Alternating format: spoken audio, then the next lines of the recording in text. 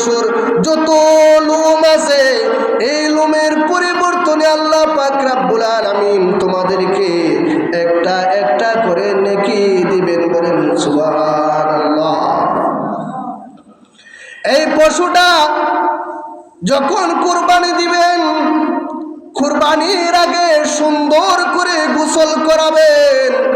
ঈদের দিন দেখা যায় মানুষ গোসল করার জন্য পাগল হয়ে যায়, কিন্তু কুরবানির গরুরে অনেকে গোসল করায় না।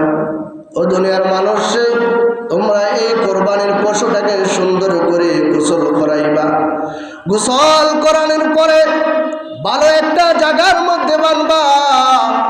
বান্দার পরে কোরবানির আগে এই পশুটাকে তোমরা পানি পান করাইবা, পানি পান করাইবা। কারণ মৃত্যুর যে যন্ত্রণা,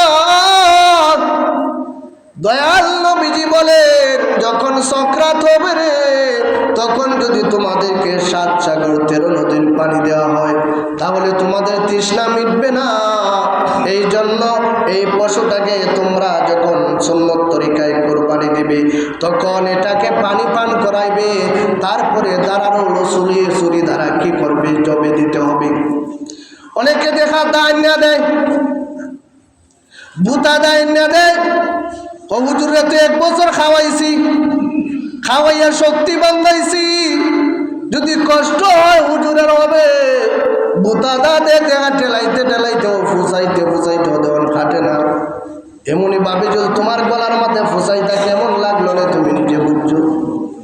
এই জন্য দাঁড়ালো চুরি হতে হবে, 2.5 ফুসে খাটতে হবে, 2.5 ফুসে দাঁড়ালো চুরি হতে হবে।